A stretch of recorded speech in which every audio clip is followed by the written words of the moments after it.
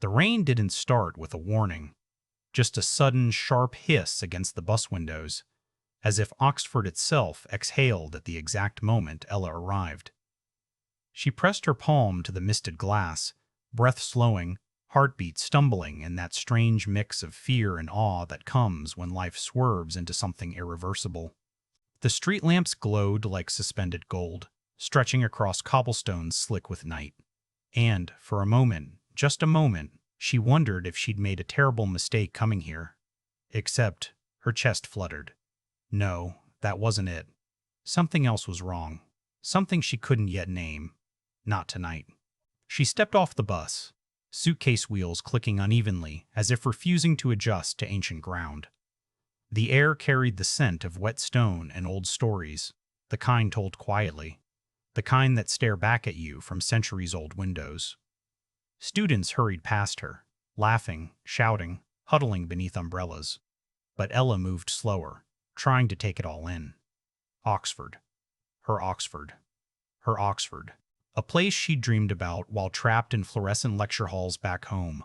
A place that meant transformation, possibility, the forward momentum she'd been craving since, well, since everything changed last winter. Her phone buzzed. A message from her mother, proud of you. Text when you reach the house. And eat something. Ella smiled, thumb hovering over the keyboard before she simply wrote, I'm here. She didn't add the rest, but it doesn't feel the way I thought it would. The car that was supposed to pick her up was late, or maybe she was early. Hard to tell, her brain still hummed with jet lag, her limbs thick and uncooperative. She pulled her coat tighter as wind whipped through the street, carrying the toll of a distant college bell. Midnight. Or close to it. Too late for crowds, too early for calm. The kind of hour that unsettles. A door creaked somewhere behind her. She turned. Nothing. Just shadows shifting beneath the archways. But she felt it, a prickle at the base of her neck. Someone watching? No. Probably exhaustion twisting her senses. Still, she stepped closer to the streetlight, shoulders tightening. Silence settled again, thick as wool. When the black cab finally rounded the corner, she exhaled relief that trembled more than she meant it to. The driver leaned out the window, white hair plastered by rain. Ella Sinclair? Yes, right then. Hop in, hop in, hop in. You're going to the Carroll House, yeah? She nodded, though something about the way he said Carroll House, a softness, or maybe hesitation, caught her ear. Before she could ask, he was already loading her suitcase. The cab interior smelled faintly of peppermint and old leather.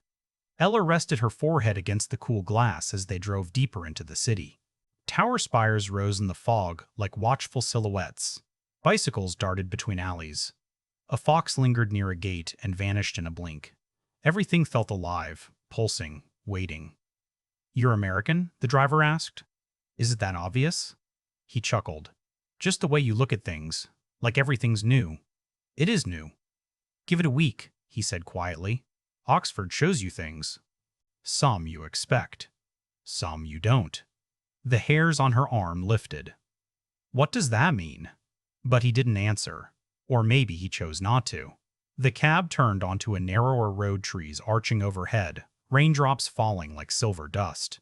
Ella felt her pulse quicken again. Not from fear, from anticipation. And yet, that other feeling lingered. The wrongness she'd sensed earlier. Growing. Carroll House appeared at the end of the lane, its old brick dripping with rainwater, lanterns flickering beside the iron gate. It was beautiful. Storybook beautiful. Yet something felt off, like a picture slightly askew. A curtain in an upstairs window dropped the instant she looked up. Too fast to be coincidence. The driver cleared his throat. You'll be staying here for the year? That's the plan. He hesitated. Well, if anything feels strange, students talk, is all. Just keep your wits.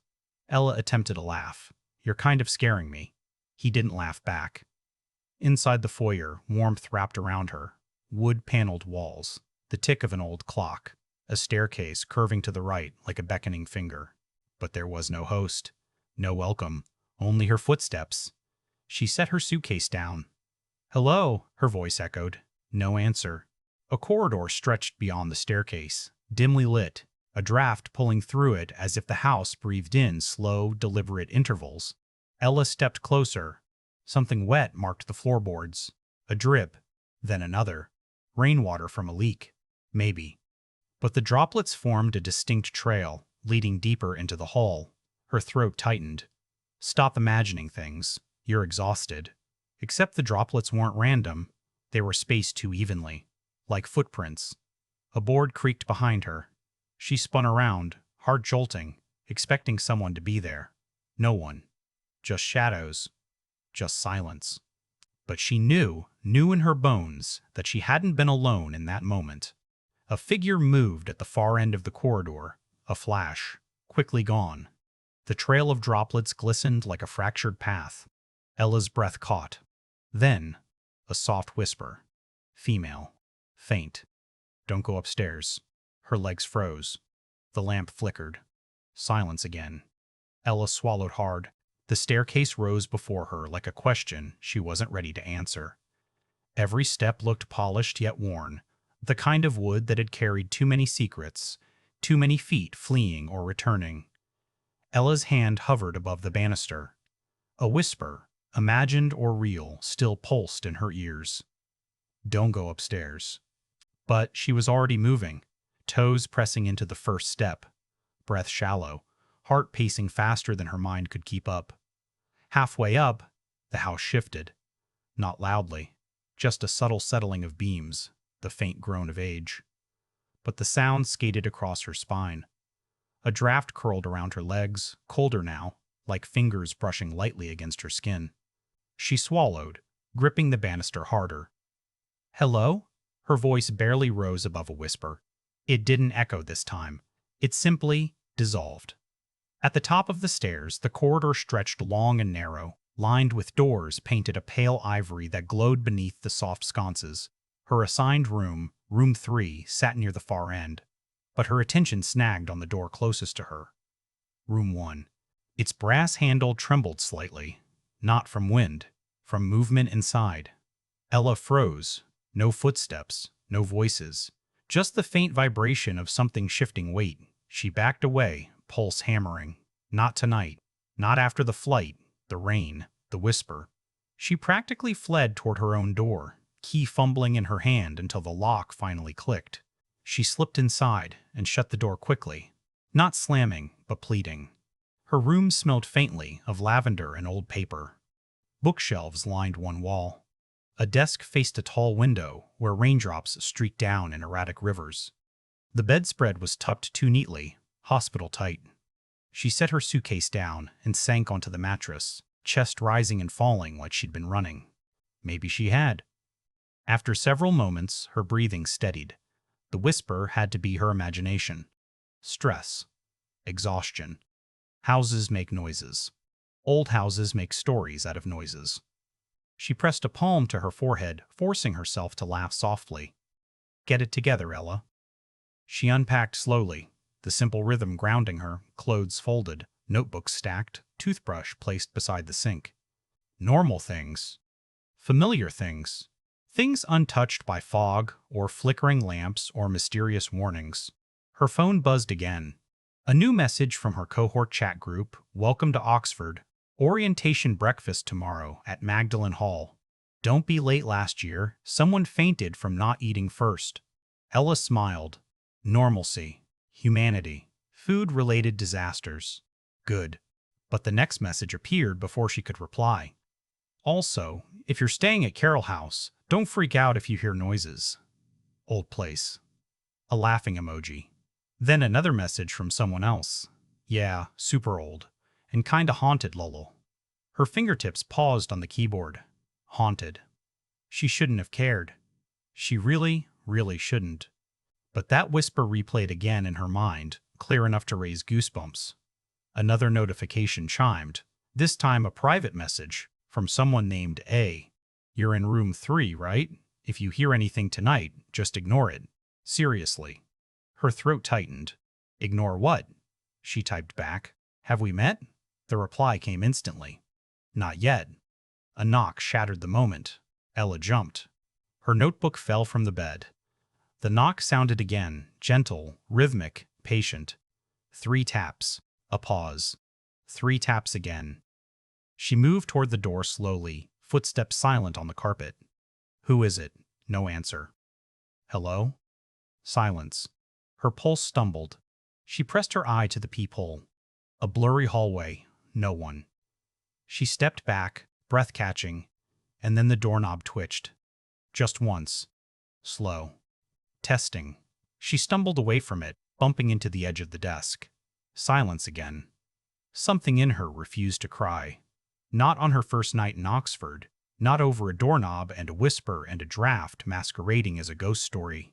She forced herself to breathe deeply, muscle by muscle unclenching.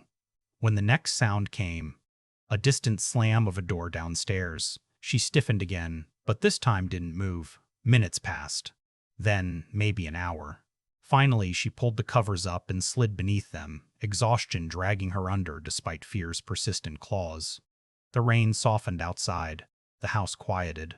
For the first time since arriving, it felt almost peaceful. Until a soft creak at her door. Her eyes shot open. The handle didn't turn. The footsteps that followed weren't heavy, more like someone barefoot, moving past her room. Slow. Careful. Deliberate. She held her breath. The footsteps stopped directly outside her door. Silence. Then a whisper, so faint she barely heard it. Ella. Her blood iced. Not imagination. Not exhaustion. Her name. And then the whisper shifted tone. Urgent now. Don't trust him. She bolted upright. Who? Who are you? No answer. The footsteps retreated. Down the hall. Into silence. Ella pressed both hands over her mouth, heart shattering the quiet. Don't trust him. Who? She'd met no one. Not yet. Ella didn't sleep again after the whisper. She lay still beneath the covers, staring at the ceiling as dawn crept into the room in thin gray strokes. The footsteps had stopped hours ago, or maybe minutes. Time bent strangely in the dark, twisting itself into knots of fear she couldn't pull apart. By sunrise, her body felt hollow, her pulse steadier but cold. She finally rose when light touched the edge of her desk. Morning carried a different atmosphere, softer, almost apologetic, as if the house regretted the night. Ella splashed water on her face, watching droplets slide down her cheeks. She looked pale, not just tired, unmoored. She whispered to her reflection, "Get through today. Just today." Saying it aloud steadied something inside her. Downstairs, Carroll House no longer felt haunted. It felt old, quiet, dignified, like any scholarly residence expecting students to shuffle through at dawn. She passed room 1. The door stood still, handle unmoving. For a moment, she almost convinced herself she imagined everything. Almost. Outside, Oxford glowed beneath a fresh-washed sky. Sunlight bounced off the spires. Students cycled past her with coffee cups and red scarves trailing behind them. The world felt busy, safe, alive, normal. That word repeated itself in her mind like a stubborn prayer. Normal, normal, normal, normal. Magdalen Hall buzzed with chatter, breakfast plates clinking as new scholars found seats. Ella hovered near the doorway, searching for anyone who looked approachable. A woman with box braids spotted her and waved enthusiastically. "You must be Ella. I'm Priya." Warm smile. Confident voice. Safe. Ella exhaled. "Hi. Yes, I'm sorry. I'm a little out of it. Jet lag." Priya laughed. "We're all out of it. Come sit before the croissants disappear. They vanish like mythical creatures." As they sat, Ella noticed a group at the far end of the hall. Students gathered around one tall guy with sandy hair, speaking animatedly, hands moving like he was conducting the whole table. Something about him drew attention easily, as if he carried a spotlight wherever he went. "That's Jamie Davenport," Priya said, following her gaze. "Rhodes Scholar. Charming disaster. Brilliant, though." Ella looked away quickly. "He seems loud. Only when he's awake, which is always." Priya lowered her voice. "If you ever need class notes, he somehow takes perfect ones while flirting with 3 people at once. Chaos incarnate." Ella smiled, but something tightened in her chest. She wasn't here for chaos. She needed control, focus, quiet, healing. Still, she glanced back once. His laughter rolled across the room like warm thunder. Halfway through breakfast, her phone buzzed. Unknown number. Did you sleep? Ella froze. Another text. You shouldn't have opened the door last night. Her stomach dropped.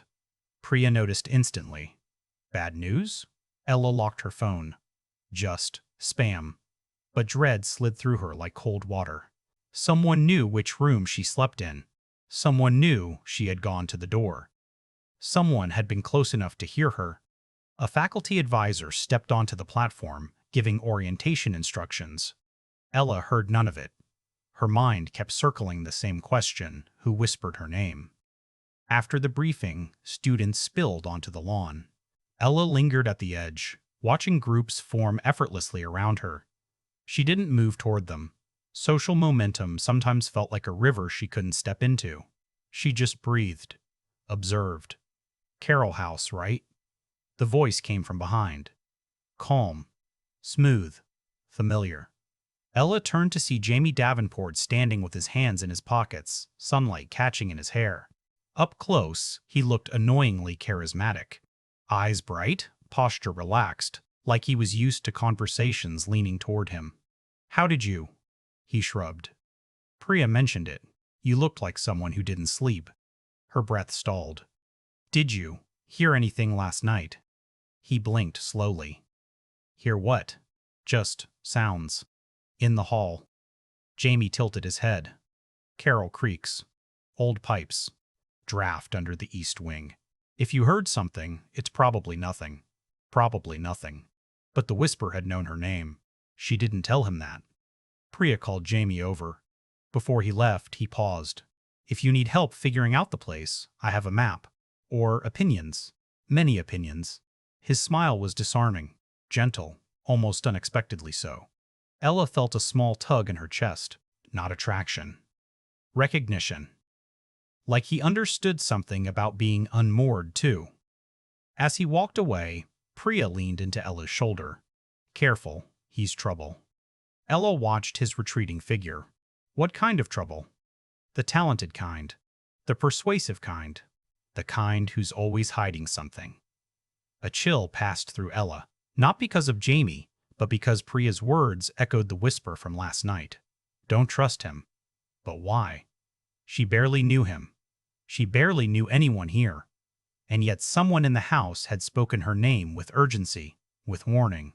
A stranger, or something else entirely, had watched her door. Ella's fingers curled into fists. She hated not knowing. She hated being afraid. And she hated the strange sensation that her life, her quiet, careful attempt at rebuilding, was about to splinter again. As the orientation crowd thinned, a breeze rustled the leaves above her. The air shifted. The light dimmed just slightly. Her phone buzzed one more time. A new message. No name. No number. No number. Just 3 words. He's lying already. Ella's breath hitched. About what? Jamie didn't show up to the afternoon seminar. Ella noticed immediately, not because she was looking for him, she told herself, but because the energy in the room shifted. Yesterday he'd filled space effortlessly. Today, an absence shaped it instead. She scanned the rows once more, pretending to look for a seat, pretending she wasn't unsettled. Priya nudged her. He does this. Vanishes when he feels like it. Ella tried to smile. Failed. Did something happen? Priya shrugged. With Jamie? Something always happens. But last night's warning pulsed beneath Ella's ribs, a cold throb she couldn't shake. Don't trust him. Why him? Why that urgency?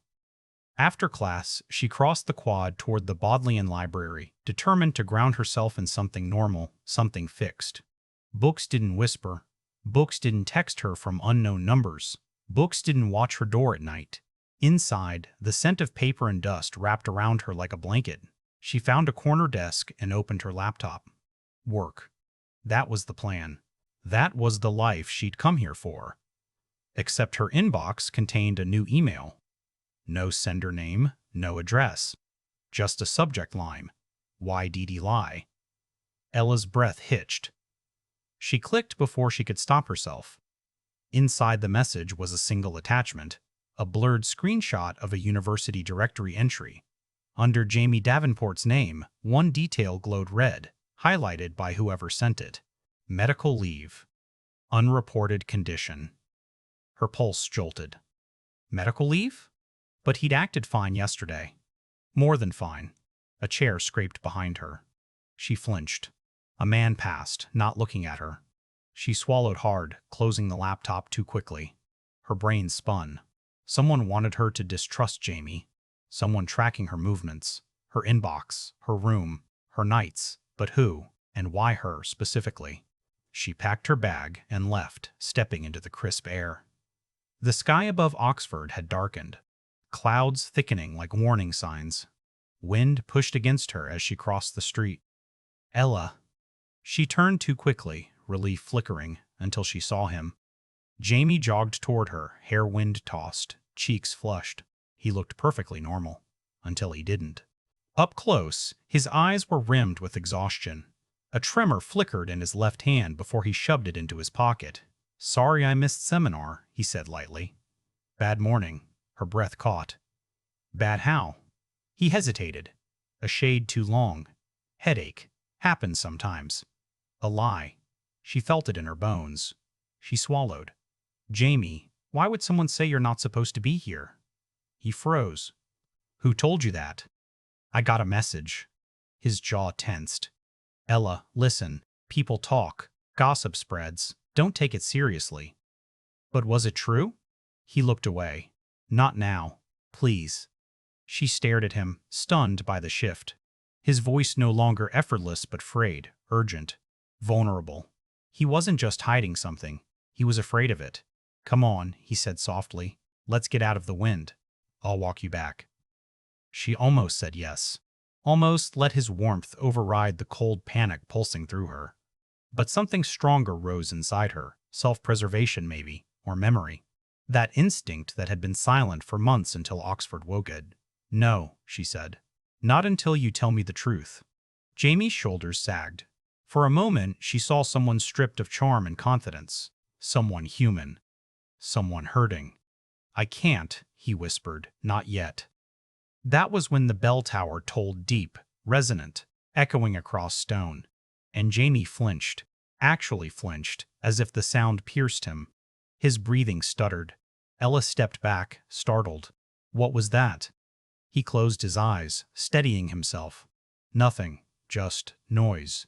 But his hands trembled now, both of them. And she realized the whisperer wasn't telling her Jamie was dangerous. They were telling her he was fragile, breakable, and hiding something that terrified him. Before she could speak, a gust of wind tore through the courtyard, scattering leaves like sharp whispers. Jamie stepped back too. Then, a text vibrated in her pocket, from the same anonymous sender. "Ichi isn't the one you should fear." Ella looked up. Jamie had gone pale. She didn't show him the message. She didn't need to. Because at the far end of the quad, standing half-shadowed beneath an archway, was a figure watching them, still, silent, unmoving, same height as the silhouette she'd seen in the hallway her first night. And when Ella blinked, they were gone. Wind howled through the stones. Jamie's voice shook. "Ella, you need to come with me. Now." No whisper warned her this time. Just her own breath breaking in her chest. Because the real question wasn't whether she trusted Jamie. It was whether she trusted anyone in Oxford at all. Ella didn't move at first. Jamie's words hung in the air, sharp as the wind slicing through the courtyard. "Come with me. Now." His face was too pale, breath too shallow, eyes flicking toward the archway where the figure had stood moments earlier. "Jamie," she whispered. "Who was that?" He shook his head once, quick, frantic. "Not here." A tremor of fear shot through her, but Jamie's voice carried something she hadn't heard from him before, desperation. He reached for her sleeve, not grabbing, just brushing fabric, as if even contact might shatter the fragile hold he had on himself. She nodded. They walked fast, steps crunching against gravel, cutting through narrow lanes until the noise of the quad faded behind them. Oxford's streets twisted like a maze, and the sky continued to dim, clouds collapsing into each other until everything felt tight and breathless. They stopped near a bridge overlooking the Thames, the water below moving slow and black. Jamie braced his hands on the railing, his chest heaving. "I shouldn't have come today," he said. "Not like this." Ella studied him. The uneven breathing, the shaking hands, the tension lining his shoulders.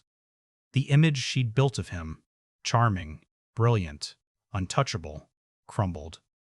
"Tell me what's happening," she said softly. Jamie stared at the river, jaw clenched. "You weren't supposed to get pulled into this." "Pulled into what?" He winced at the question, actually flinched as though the words struck him. "Look, the medical leave thing, it's not a secret, but it's not what people think. I'm not." He broke off, his breath hitching. "It's not physical." Ella's pulse jolted. "Then what is it?" His throat bobbed. "Neurological.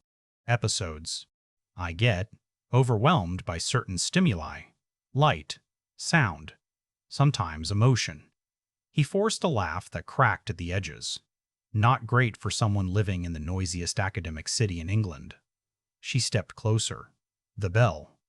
Jamie nodded, eyes dropping. "Feels like someone driving a spike through my skull. That's why I left. I didn't want anyone to see." A pang hit Ella, unexpected, sharp. Not pity. Recognition. Pain in disguise. "But why lie?" she asked. "I didn't lie," he said quietly. "I just didn't explain." A gust of wind whipped across the bridge, carrying the smell of wet reeds. Ella hugged her coat tighter. "Jamie," she said, "someone is watching me. Someone who knows things they shouldn't." He looked up sharply. "You saw them? The figure?" "Yes." His pupils constricted. "Did they speak to you?" "No. But someone whispered to me the first night in Carroll House. And whoever's texting me, they know your name, your past. Everything." Jamie swore under his breath, voice tight. "Ella, listen. Carroll House. There are stories, yes. Old myths, old ghosts, things board students tell first years. But this, someone targeting you specifically. This isn't the house. This is deliberate." "Why me?" she whispered. "I don't know." And then softer, "I'm sorry."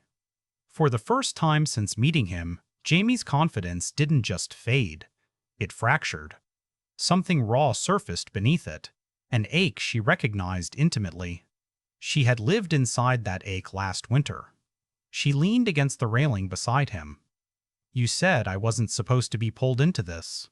"What is this, Jamie?" His jaw clenched. "I can't tell you yet." "Why not?" "Because I don't know how much danger you're actually in." The wind paused, as if listening. Ella's pulse hammered. "I need the truth. And I want to give it," he said. "But everything gets worse if I speak too soon." Before she could push further, his body tensed, every muscle going rigid. "What is it?" she whispered. Footsteps. Ella listened, heart thudding. At first she heard nothing. Then soft crunches across gravel. Slow, unhurried. Approaching the bridge, Jamie stepped in front of her, shoulders squared despite the tremor running through him. A figure emerged at the end of the bridge. Ella's breath snapped in her throat. Not the one from the quad. Not the one from the hallway. Someone else. A man wearing a university coat. Hood up, hands tucked into pockets. He walked with casual purpose, gaze fixed straight ahead, until he reached the midpoint of the bridge. Until he stopped. Until he looked directly at Ella. The world narrowed. The river hushed. Even the wind went still. Jamie's hand found her wrist. Gentle, but urgent. "We need to leave." But the man spoke first. "Ella Sinclair," he said, voice smooth, steady. "You weren't supposed to speak with him." Ella's blood froze. Jamie stiffened. "Back off." The man ignored him. His gaze remained on Ella, curious, almost clinical, like he was studying her. "You've disrupted things," he continued. "You've changed the timing." "What timing?" Ella whispered. He smiled faintly. "You'll understand soon." Jamie moved slightly in front of her again. "Who are you?" The man tilted his head, amused by the question. "Someone who's been watching longer than you realize." Ella's stomach twisted. This wasn't a prank, not a rumor, not overactive nerves. This was real. The man took one step closer. Jamie's grip tightened. Ella, run. But before either of them moved, the man spoke one final sentence, soft, almost gentle. Tell her the truth, Jamie. She deserves at least that. Jamie flinched deeply, painfully, as though the words hit a place he'd been trying desperately to protect. And that's when Ella understood. The person lying to her wasn't the stranger. It was him. Jamie's face drained of color. Not fear this time. Something sharper, like devastation cracking through him. The stranger's words lingered in the space between them, heavy enough to bend the air itself. Jamie, Ella whispered. What truth? But Jamie didn't answer. His breath came fast, uneven, and for a terrifying second, she thought he might collapse. He tore his gaze from the man, grabbed Ella's hand, and pulled her away from the bridge. Not running. Not yet. Just moving with ruthless urgency. The stranger didn't follow. He simply watched. As if everything was happening exactly the way he expected. They crossed the path, cutting through the trees until they reached a quiet courtyard behind the library. Only then did Jamie stop, hands braced on his knees, shaking. Jamie, Ella said, voice trembling, you have to tell me what's going on. He looked up at her with eyes that no longer held charm or confidence or even panic, just exhaustion. The kind that comes from years of holding something too heavy. You weren't supposed to get involved, he said. You weren't supposed to be a target. Target for what? For them. His voice cracked. For the people who've been watching me since before I ever set foot in Oxford. Ella felt the ground shift beneath her. The man on the bridge?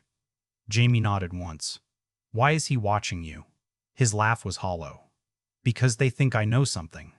Because they think I'm connected to something I'm not. He dragged a hand through his hair. And now they think you are too. Why me? She pressed. He closed his eyes. Because you were near me. Because you asked questions. Because you saw the figure that first night.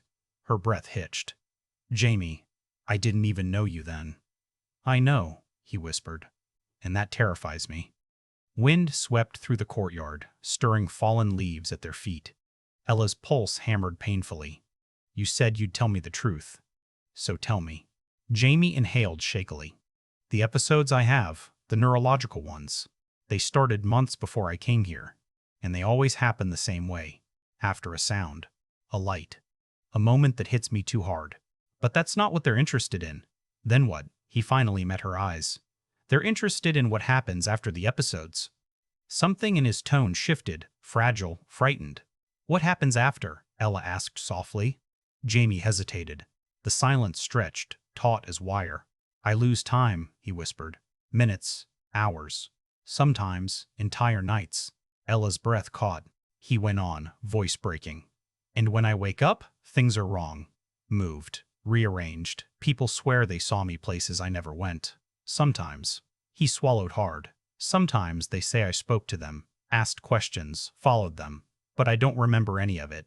A chill shot through Ella so violently she stepped back. Jamie, I know. I know. He lifted his hands helplessly. I know how it sounds. She couldn't speak. She remembered the whisper outside her door. Her name spoken softly in the dark. Someone barefoot moving through the hall. Jamie, she said slowly. The night I arrived at Carroll House, someone stood outside my room. His face crumpled. Don't say it. They knew my name. He shook his head, backing away as if distance could protect her. Ella, I wasn't there. I swear I wasn't there. Were you awake? She asked. No. His voice fractured. But that's the problem. The truth slammed into her chest. She didn't know if the whisper had been a warning or if it had been him. Jamie stumbled back until he hit the stone wall, fingers digging into his hair. This is why I didn't want you near me. This is why I didn't want you near me. This is why I didn't tell you. They follow me because they think I know something about these gaps, these missing hours. But I don't. I don't understand any of it. Ella stared at him, heart pounding with equal parts fear and something else. Something horribly like empathy. Because she too knew what it meant to lose pieces of yourself. To not trust your own mind. To fear what you might become when you weren't looking. Jamie, she whispered, look at me. His breath shuddered. He lifted his eyes. You said you don't know what happens in the gaps, she said, but someone does. The people watching you, the person at Carroll House, the person texting me, they know. Jamie's expression shifted, fear sharpening into realization.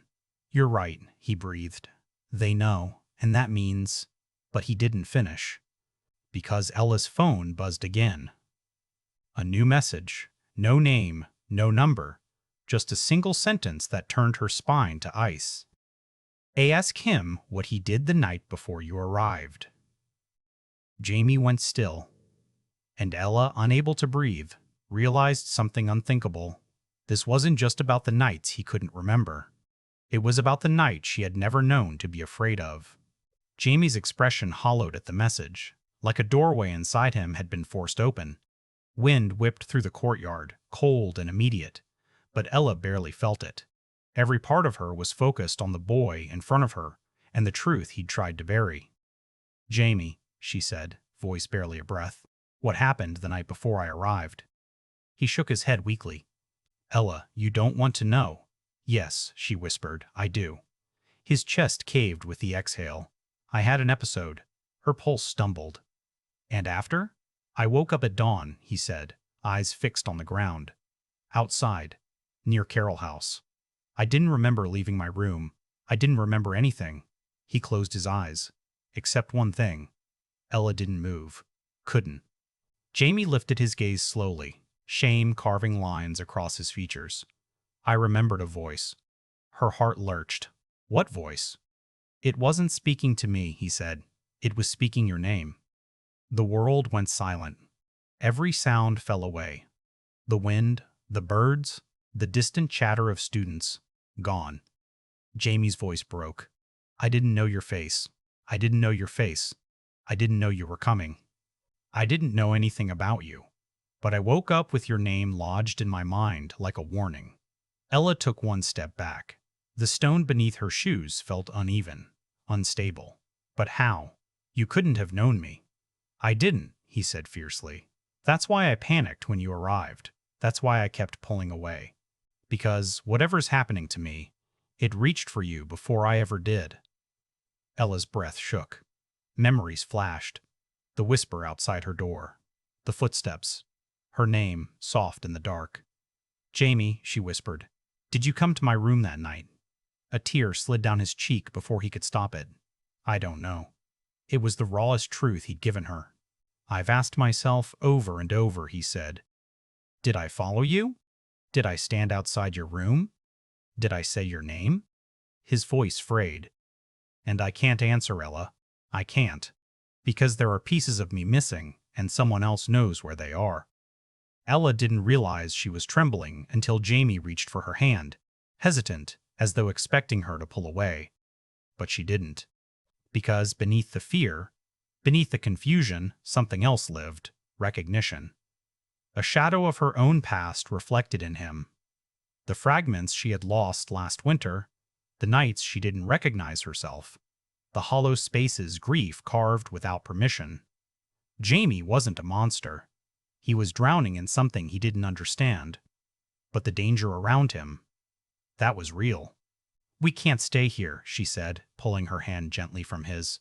Whoever's texting me, they're close. They're watching. Jamie nodded, wiping his face. Then where do we go? Ella turned toward the library tower rising behind them. Somewhere public. Somewhere with people.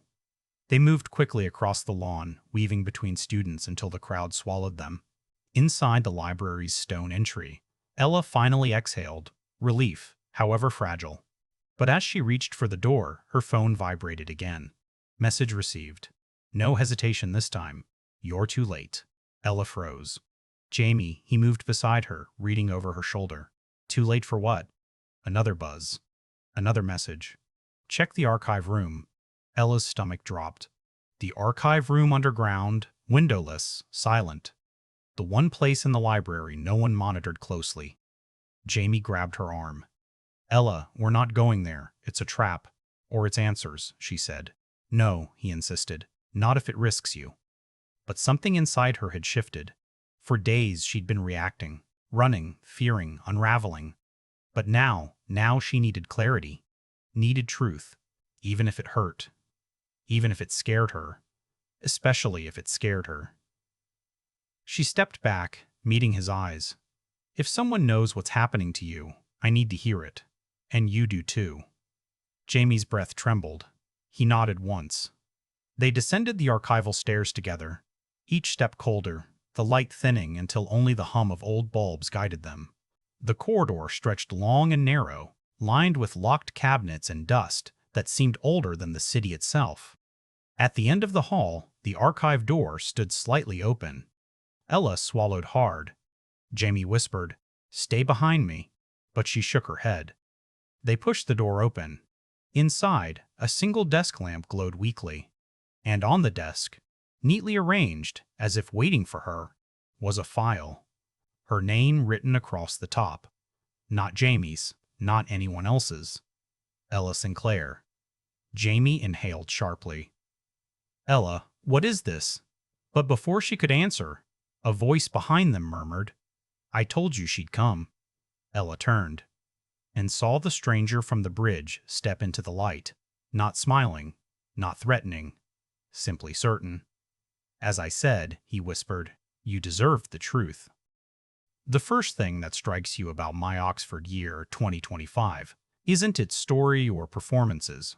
It's the unmistakable imprint of the filmmaker steering the entire emotional architecture. Romantic dramas live or die on vision, on a director who knows exactly how much sincerity to pour into a moment before it becomes saccharine, how long to hold a silence before it becomes indulgent.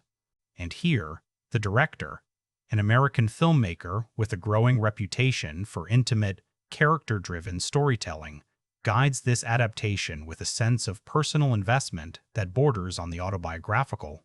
You can feel the lived experience in the film's bones. That unmistakable emotional confidence doesn't come from technical mastery alone. It comes from someone who recognizes what Oxford represents in the cultural imagination, tradition, transformation, and the slow unraveling of who you were before you stepped into its halls. Her earlier films hinted at this evolution. She has always gravitated towards stories about young adults caught between ambition and vulnerability. But My Oxford Year shows her shifting into an even more refined mode. Less quippy, more reflective, less enamored with cleverness, more committed to honesty. Watch how she frames her protagonist's first arrival in Oxford. No sweeping drone shots, no postcard glamour. Instead, she chooses something almost startlingly intimate. A single, lingering perspective from inside the cab window. Raindrops streaking diagonally as if time itself has tilted. It's a quiet introduction, but one that tells you exactly the kind of movie she intends to make. What drew her to this project is obvious once you study her body of work. She has long been fascinated by people on the verge of reinvention. Oxford, in its cinematic form, becomes more than a setting. It's an incubator for transformation. The director has spoken in past interviews about her own experiences studying abroad, how dislocation can become liberation, how unfamiliar streets make you reconsider the person you've been carrying around like unnecessary luggage. That thematic obsession flows directly into this adaptation. She isn't just telling a story about a young American woman taking classes at one of the world's oldest universities. She's exploring what it means to be cracked open by a place that refuses to let you remain untouched. Her creative vision is unusually disciplined for a romantic drama. Rather than leaning into the genre's softer edges, she anchors the narrative in specificity, political stakes, intellectual ambition, the pressure of expectation. And that choice pays off. The film never drifts into the vague emotional haze that plagues so many love-forward stories. Instead, it feels grounded, lived, textured. Scenes unfold with palpable purpose. A late-night study session lit only by desk lamps. An argument whispered rather than shouted in a centuries-old library. A debate club meeting where subtext ricochets harder than any spoken word. These aren't aesthetic flourishes. They're reflections of a directorial philosophy that insists romance is most powerful when rooted in emotional truth. Collaboratively, she operates with the restraint of an auteur, but the openness of a creative partner. Cast and crew have repeatedly described her style as invisible guidance, a tendency to create the environment where performers discover nuance rather than having it prescribed to them. You see that in the final product. Characters don't play emotions. They reveal them in moments that feel unforced, sometimes even accidental. That's a director who trusts her actors, but more importantly, trusts the quiet. And in a genre that often chases grand gestures, her willingness to let small moments breathe feels radical. What's especially compelling is how her vision intersects with the production company's ethos.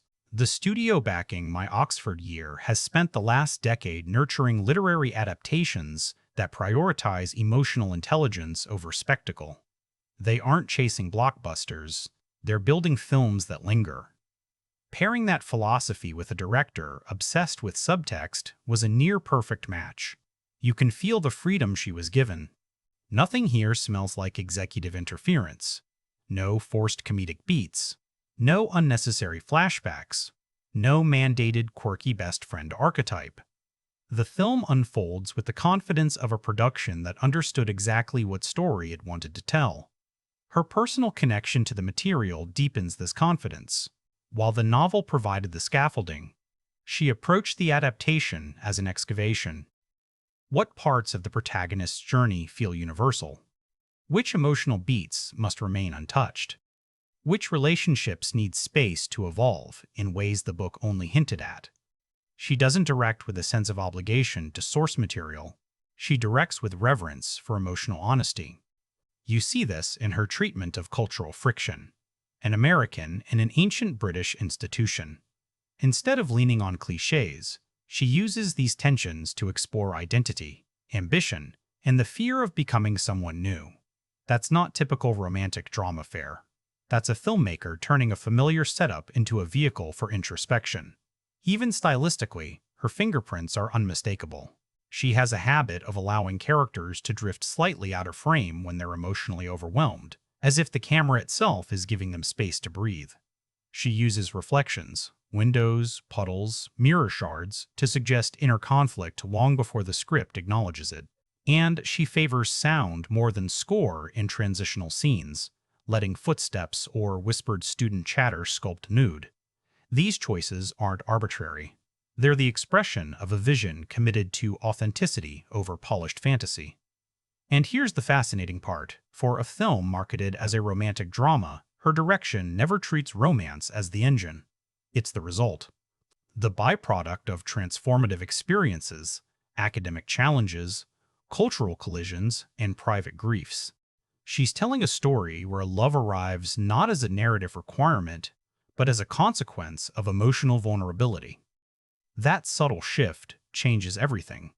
Instead of chasing chemistry, she cultivates it. Instead of choreographing passion, she lets it bloom in quiet, unglamorous spaces where people finally tell the truth. By the time the first act closes, her vision has already redefined what this adaptation is going to be. Not glossy escapism, not a sentimental travelogue, but a mature, introspective character study disguised as a love story. And if the director's vision forms the soul of the film, the next piece, the screenplay, provides the spine that holds it together. Before this story ever reached a director's hands, it lived as a novel. Sharp, emotionally layered, and rich with the kind of interiority that can sink an adaptation if the screenwriter isn't brave enough to reshape it. That's the tightrope the writing team faced. How do you translate a book powered by internal conflict into a film that breathes through action, subtext, and unspoken longing? The answer wasn't to replicate the novel beat for beat. It was to reinterpret its emotional logic. And the script does that with a confidence that feels earned rather than inherited. You can sense the writers fell in love not just with the love story, but with the protagonist's inner tug-of-war between ambition and desire. An eternal, universal battle that cinema handles best when it stops talking and starts showing. The writing team, a duo known for character-forward adaptations, reportedly spent well over a year shaping the screenplay. That tracks. There's a meticulousness in how the film structures revelation, withholding key emotional truths until the exact moment when they have maximum impact. It's not the kind of precision you get from a rushed draft. The script leans heavily into three-act structure, but with a fluidity that mirrors the protagonist's unraveling sense of control. Act 1 grounds us in ambition, the Oxford scholarship, the political aspirations, the intoxicating promise of reinvention. Act 2 fractures that ambition with romance and moral complexity. And Act 3? That's where emotional reality settles in, heavy but unavoidable. The structure is traditional, but the emotional pacing is anything but. What's remarkable is the restraint shown in the dialogue. The writers refuse to hand the audience tidy verbal explanations for what characters feel. Instead, conversations feel slightly unfinished, like text messages missing a final sentence, the kind you read twice because the silence says more than the words. That's a choice, a bold one. Many adaptations cling to dialogue to maintain fidelity to source material. Here, the decision to pare back allows space for gesture, breath, and stillness. And in a story about the quiet reshaping of identity, silence becomes a narrative tool rather than a gap to be filled. One of the most significant challenges lay in the novel's internal monologue. On the page, you can linger inside a thought for 3 paragraphs. On screen, that same indulgence kills momentum. The writers solved this by externalizing interior conflict through academic and political stakes. Essays become battlegrounds. Classroom debates become confessionals. A student society meeting becomes the moment the protagonist learns she's not as emotionally untouchable as she believed. In other words, internal tension becomes external action, a necessary evolution that keeps the film alive and cinematic. Of course, adaptation always involves sacrifice, and this script makes deliberate choices about what to leave behind. Several side characters are blended or removed entirely, not from oversight, but from focus. The result is a cleaner emotional arc, a story that never drifts too far from its central gravitational pull. You can feel the writers asking one guiding question: does this scene deepen the protagonist's conflict between who she wants to be and who Oxford is forcing her to become?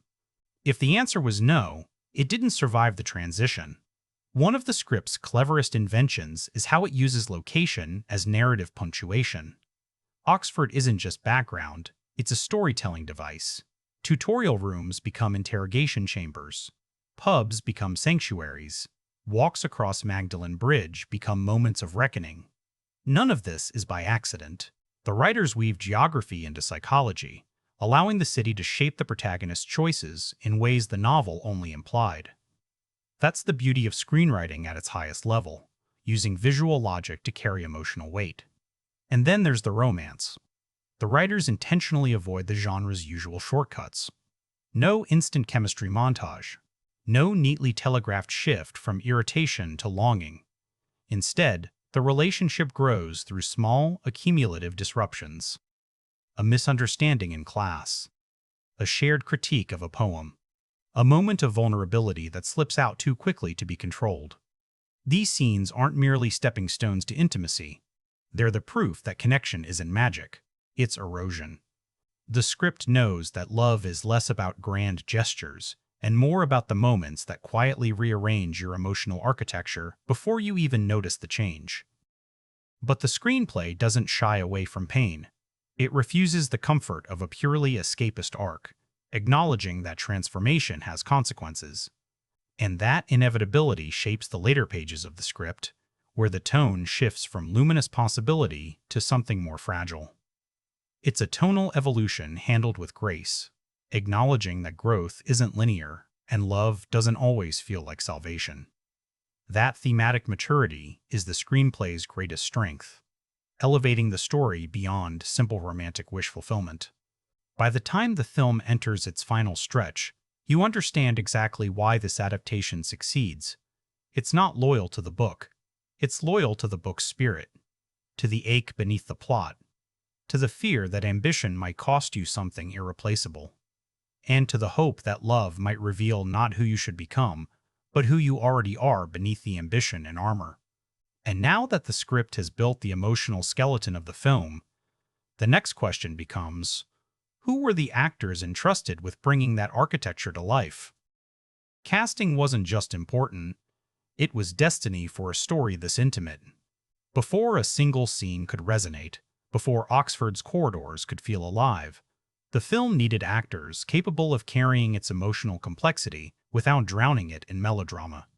Casting became the hinge on which this entire adaptation would pivot. You can write the most delicate, introspective script in the world, but if the leads can't embody the tension between ambition and vulnerability, the whole story collapses into sentimentality. The casting director understood this. They weren't looking for stars who could sell a poster. They were searching for performers who could excavate emotional truth with precision, subtlety, and restraint. The choice of lead actress was the first and most crucial decision. She had to be someone who could convincingly play a high-achieving American striding into Oxford with razor focus, yet slowly unravel into someone capable of profound emotional surrender. The actress they landed on, let's call her the film's Quiet Thunder, was known for roles with a kind of grounded intelligence. She doesn't play characters so much as inhabit them, letting emotion flicker behind her eyes long before it reaches her expression. And that's exactly what this role demanded. A performer who could communicate an internal storm with the smallest shift of breath. Someone believable in political ambition, academic excellence, and romantic vulnerability without ever slipping into archetype. Seeing her name attached to the project felt less like a casting announcement and more like a statement of intent. This film was reaching for authenticity, not fantasy. Finding her counterpart, however, required an entirely different kind of alchemy. The male lead had to exude charm without arrogance, intellect without coldness, and emotional restraint without seeming passive. Too many romantic dramas fall into the trap of casting the wrong kind of charisma, actors who radiate confidence but lack depth. Here, the casting team chose an actor with a reputation for roles steeped in quiet magnetism. He has one of those presences that doesn't announce itself. Instead, he draws attention through nuance, through listening, through stillness, through the gravity he carries in silence. And for a story built on slow-burn intimacy, that choice was transformative. He doesn't play a romantic lead. He plays a man surprised, almost startled, by the way love rearranges his priorities. Their chemistry wasn't taken for granted. The production ran chemistry reads early, knowing the entire film depended on a connection that felt both unexpected and inevitable. What clinched it wasn't flirtation or rehearsed banter. It was how they held eye contact during emotionally bare scenes, how they created tension in the pauses between lines, how their rhythms synced without slipping into predictability. That kind of chemistry can't be manufactured. It's either there or it isn't. And in their case, it was unmistakable. Supporting roles required equally thoughtful casting. The Oxford setting demands characters who feel shaped by the institution, scholars, skeptics, politicians. In training, people with sharp minds and sharper opinions. The casting director chose a mix of rising British talent and seasoned performers known for textured character work. The result is a supporting ensemble that never sinks into caricature. The academic mentor feels brilliant but human. The competitive classmate feels ambitious but not villainous. The protagonist's friends feel like actual 20-somethings trying to navigate adulthood, not comic relief placeholders. One particularly interesting choice was the casting of the protagonist's closest Oxford confidant.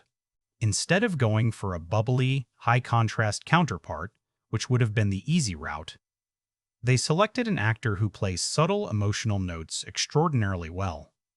This friend becomes an anchor rather than a foil. Scenes between the two feel like genuine, evolving connection rather than forced personality clash. It's more intimate, more believable, and it strengthens the film's thematic core that Oxford doesn't just change you through romance, but through the people who hold up mirrors you didn't know you needed. Another standout decision involved a character who could easily have been mishandled, the political mentor back home. In less thoughtful hands, this role might have felt perfunctory, a narrative device reminding the protagonist of her responsibilities. But the casting elevated it. They chose a performer with enough gravitas to embody guidance, pressure, and affection all at once. His scenes, brief as they are, had emotional stakes by grounding the protagonist's ambition in something deeply personal rather than simply careerist. The film also includes a few carefully chosen cameos, small roles played by recognizable British actors. These appearances don't distract, they enrich. A cameo in a tutorial scene adds academic severity. Another in a pub setting injects dry humor at exactly the right moment. These choices demonstrate the casting team's instinct for tonal balance. Nothing feels random. Every face contributes to the world's authenticity. Behind-the-scenes reports suggest several high-profile actors were initially approached for lead roles, but ultimately passed due to scheduling conflicts. Interestingly, the actors who did sign on ended up embodying the characters with such specificity that it's difficult to imagine anyone else in those roles. That's the hallmark of effective casting, when the match feels inevitable after the fact, even if it wasn't during development. The casting philosophy mirrors the larger creative vision of the film intimacy over spectacle, emotional truth over romantic cliché. It's a cast designed not to dazzle audiences with star power, but to immerse them in the emotional terrain of the story. Each actor brings an internal life that enriches the script's restraint and amplifies the director's minimalist honesty. The entire emotional gravity of My Oxford Year rests on the shoulders of its two leads, and what they deliver isn't just convincing, it's quietly devastating. From the moment she steps into frame, the protagonist radiates a restless intelligence, the kind that simmers beneath every line she speaks. But what makes her performance remarkable isn't the obvious emotion, it's the refusal to oversell it. She plays a woman who has learned to make ambition look effortless, who has built her identity on competence so successfully that vulnerability feels like failure. That's a complicated psychological space to inhabit, and the actress makes it feel lived in. Watch her eyes in the early tutorial scenes, how they flick across the room, hungry to impress yet wary of misstep. There's no theatrical flourish, just honesty. One of her strongest choices is the way she modulates confidence. In Washington, she's a force. In Oxford, she shrinks by barely perceptible degrees. Her posture softens. Her tone becomes more tentative. Her sentences trail at moments where certainty used to anchor them. None of this is in the script. It's her. She's telling the story of a woman who thought she knew exactly who she was, until a new world revealed the cracks she didn't realize she was holding together. And the beauty is in the restraint.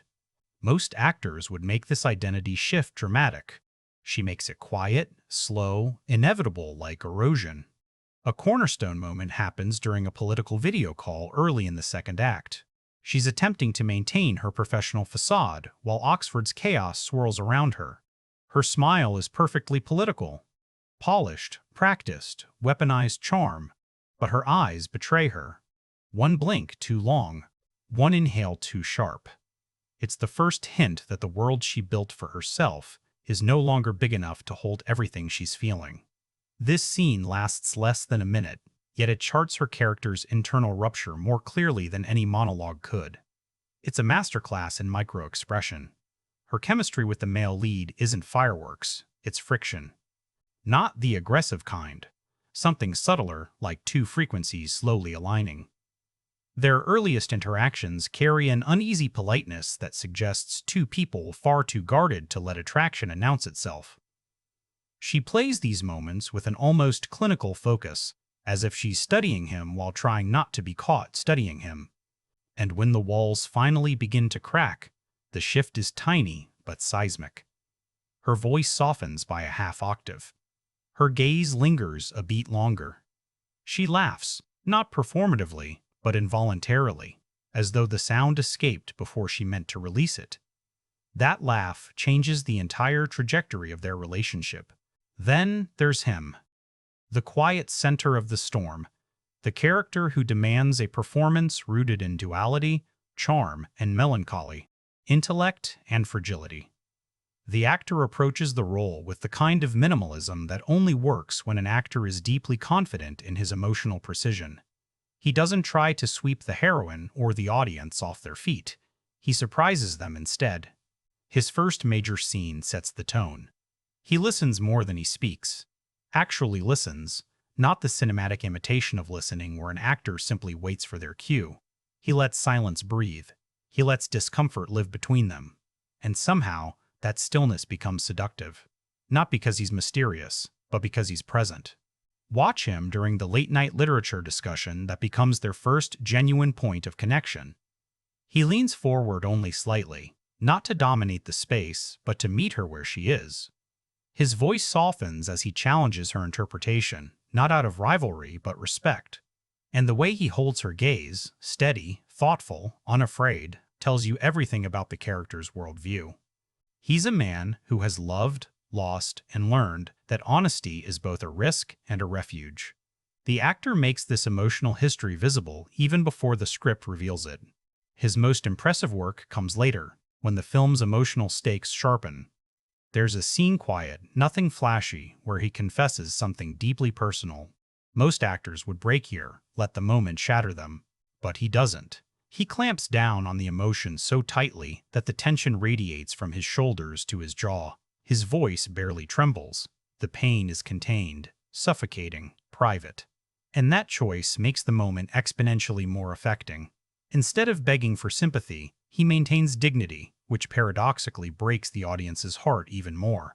Together, these two don't perform romance, they reveal it. Their intimacy isn't driven by physicality, but by emotional transparency. A shared glance in a library becomes more charged than a kiss in a lesser film. A late-night walk across cobblestones becomes a confession without words. What makes their connection so gripping is that neither character is saved by love. Instead, love forces them to confront truths they've spent years avoiding. And both actors rise to that demand with raw honesty. One of the film's finest scenes, one that will likely be studied by acting coaches for years, occurs in the final act. They're arguing, but gently, desperately. She's trying to hold on. He's trying to let go. Neither wants the other to see how much it hurts. And yet, the pain leaks through in every breath. She grips the edge of a table to steady herself. He stares at the floor because if he meets her eyes again, he'll break. The scene feels almost improvised, not because it is, but because the performances are so committed to truth that the boundary between acting and being dissolves. It's the kind of emotional nakedness you can't fake. Their performances elevate the film from a touching love story to something far more piercing. A meditation on how we become who we are when the world turns us inside out.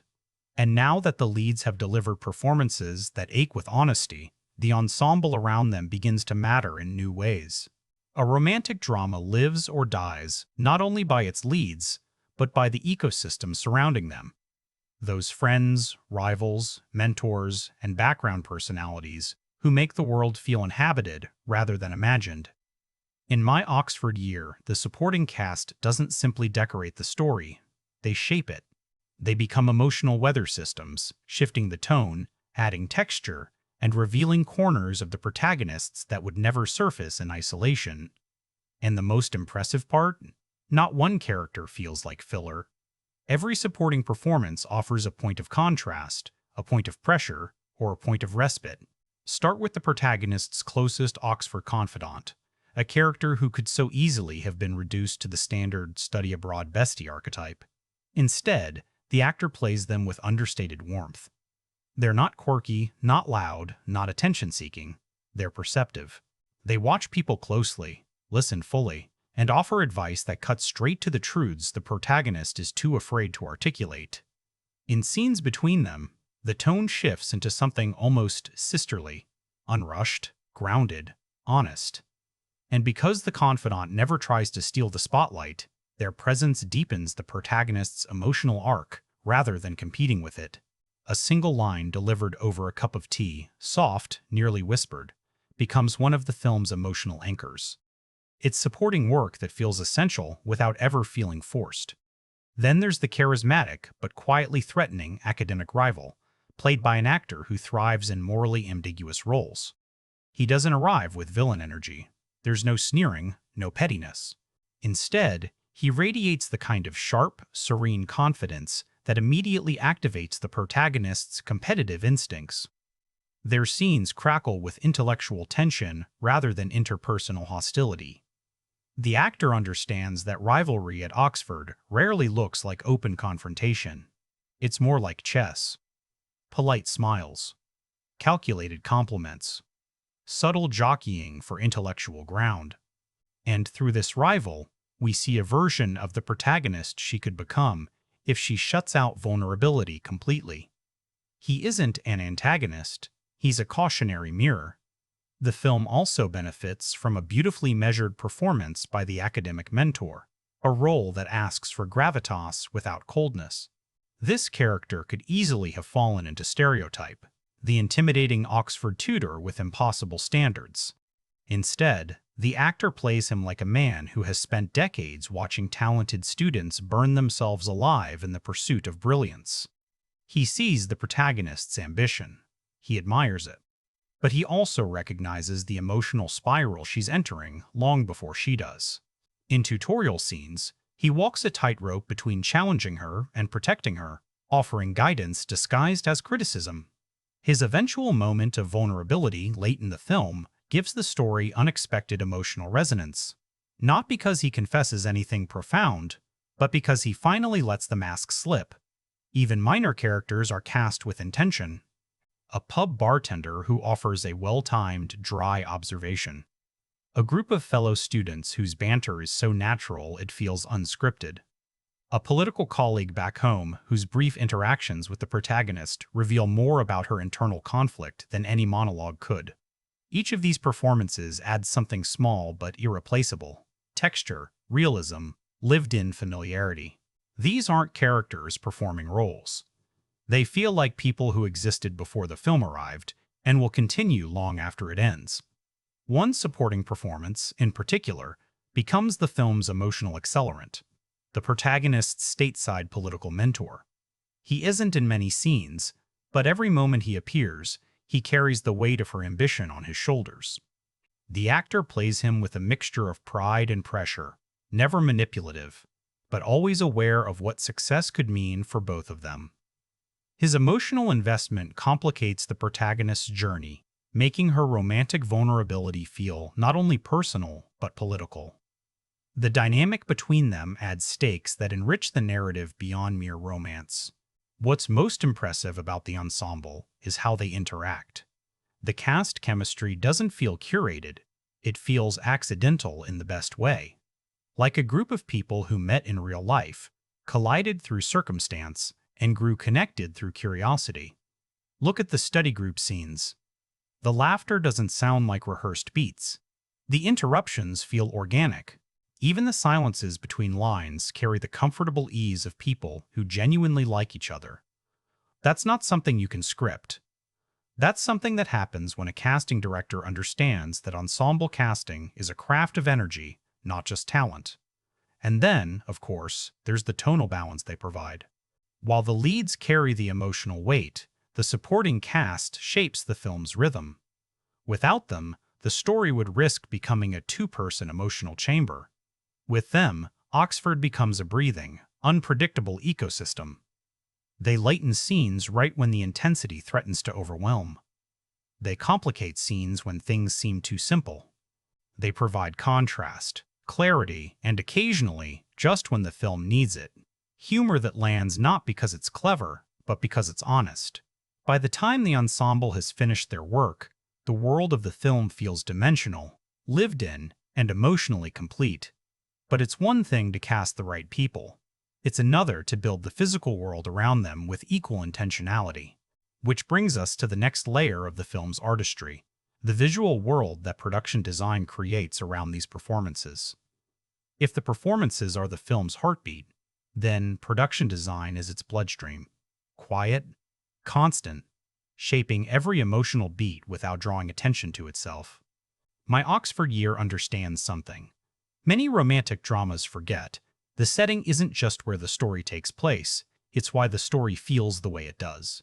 Oxford isn't a backdrop here, it's a psychological force. And the production design leans into that with a kind of reverent specificity that borders on obsession. Take the protagonist's room, for instance. On the page, it's just student housing. On screen, it becomes a map of her inner life. When she first arrives, the space is sparse, clean, impersonal, almost aggressively tidy. A room waiting for its inhabitant.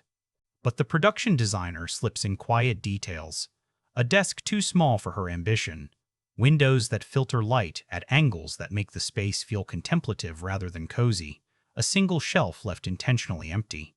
Over time, as her emotional world expands, so does the room. Books pile up. Scarves drape over chairs. Tea mugs multiply. A postcard from home appears, then another. You can track her entire arc by watching the evolution of this one room. That's thoughtful design, not decoration. Oxford itself is a labyrinth of mood shifts. Majestic one moment, intimidating the next, and the film captures this duality without falling into postcard romanticism. Instead of relying on sweeping establishing shots, the production design and location choices focus on texture. Weathered stone corridors. Narrow staircases that feel almost too intimate. Tutorial rooms with books stacked unevenly, as if knowledge itself is spilling out of the walls. The colleges don't appear polished. They appear lived in, worn by centuries of footsteps and whispered debates. It's visual storytelling rooted in authenticity rather than aesthetic convenience.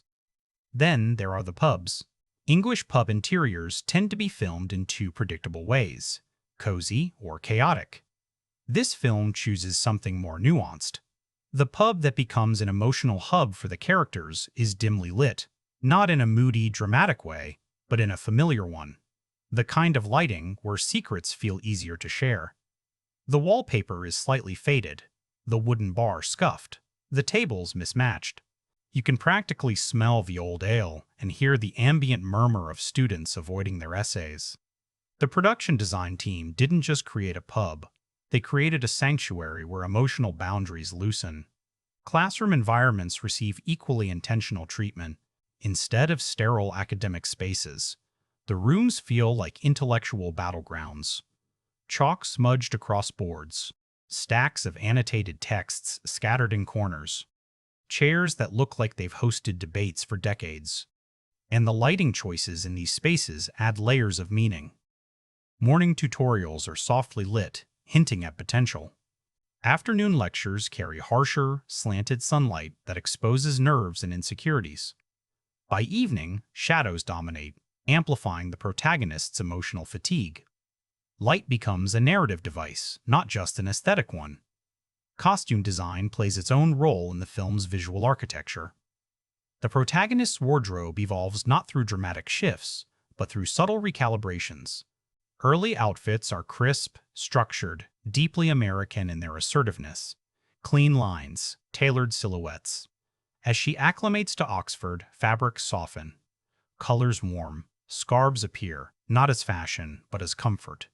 Even the way she wears her coat changes, from buttoned and purposeful to loose and open, as if she's no longer armoring herself against the world. These choices aren't accidental. They signal emotional permeability. A character letting new experiences soak in whether she wants them to or not. The male lead's costumes carry their own narrative weight. He is Oxford in palette-muted blues, deep greens, earth tones that blend seamlessly into the architectural landscape. His wardrobe avoids ostentation, favoring sweaters that look touched by years rather than trend. There's a softness to his visual presentation that mirrors his emotional guardedness. And when his character shifts, however subtly, the changes appear in detail. A hidden burst of color in a scarf, a slightly sharper coat, a texture more deliberate than before. Production design and costume work together to show emotional evolution that the script wisely leaves unspoken. Even props carry meaning. A chipped mug becomes shorthand for comfort and routine. A stack of index cards hints at political aspirations stitched too tightly to identity. A half-written essay abandoned on a desk marks the moment ambition falters under the weight of emotion. Nothing is random. Everything is a whisper of character. One of the film's most visually striking sequences occurs during a college ball. The production design leans into tradition arches draped with soft lights, orchestras tucked beneath stone columns, students swirling under chandeliers that flicker like captured starlight. But the camera doesn't linger on spectacle. It focuses instead on small details, fingers brushing against fabric, reflections rippling across glassware, footsteps echoing against marble. The grandeur becomes intimate because the design grounds the scene in human experience rather than opulence. And perhaps the most impressive choice is what the production design doesn't do. It resists the temptation to romanticize Oxford into myth. Yes, the beauty is there. Yes, the architecture is breathtaking. But the film captures the coldness too. The drafty hallways, the isolating quiet, the sense that you're walking through centuries of expectation. This balance reinforces the emotional stakes. Oxford isn't a fantasy. It's a crucible. By the time the production design completes its work, the world of the film feels not only convincing, but emotionally precise. Every space, every object, every color deepens the story the characters are fighting to tell. And with the physical world sculpted so intentionally, the next layer becomes inevitable: how cinematography turns these carefully built spaces into emotional storytelling. Cinematography in a film like My Oxford Year can't rely on spectacle. It must navigate intimacy, emotional, intellectual, and romantic, without intruding on it. And the cinematographer approaches this challenge with a kind of quiet bravery, choosing subtlety over flourish, observation over orchestration. The result is a visual language that feels almost weightless at first, until you start noticing how precisely it shapes your emotional experience. Every frame seems to ask the same question the protagonist is wrestling with: what does it cost to change? From the outset, the cinematography establishes Oxford as both a dreamscape and a pressure chamber. Early shots linger on architectural lines: arching hallways, cloisters dividing sunlight into ribbons, staircases that spiral upward like ambitions too steep to climb easily. These are not postcards. These are emotional metaphors. Notice how the camera often positions the protagonist at the very edge of the frame during the first act. She's physically present, but visually peripheral, swallowed by the immensity of her new environment. It's a subtle trick, but an effective one. The world is bigger than she is, and she hasn't learned how to occupy it yet. One of the cinematographer's signature techniques in this film is the use of soft, natural lighting. Golden hour glow isn't treated as an aesthetic indulgence. It becomes a narrative texture. In moments of connection, especially those fragile, early interactions between the leads, the light feels like it's leaning in with them. The cinematography doesn't manufacture romance. It recognizes it.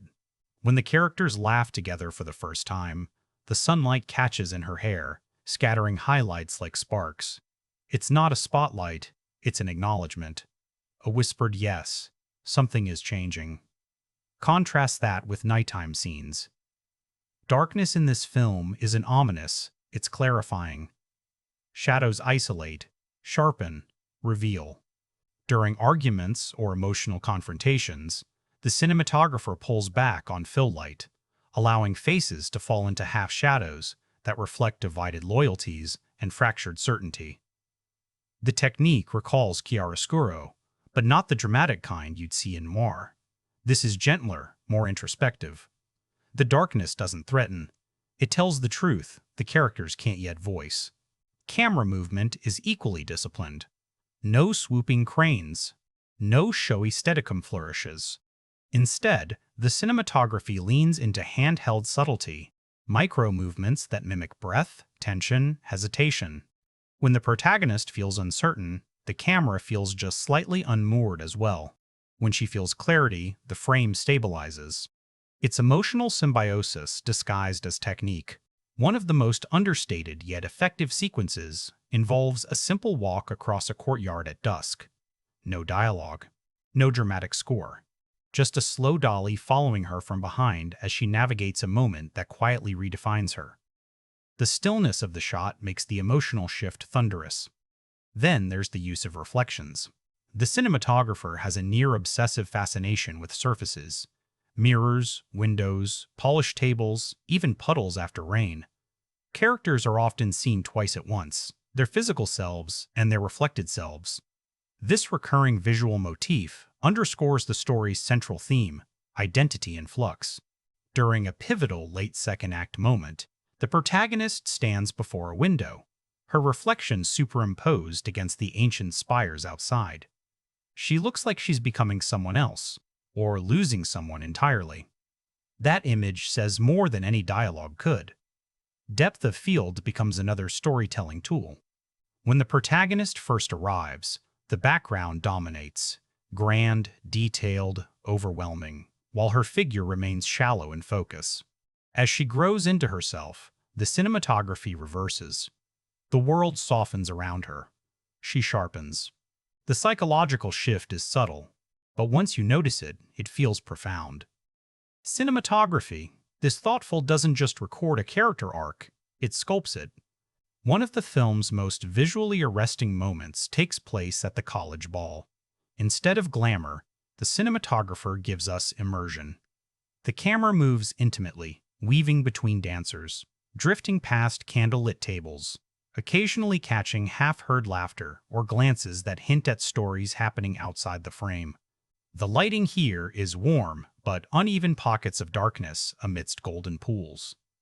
It's the visual equivalent of emotional complexity, beauty tangled with fear, joy braided with uncertainty.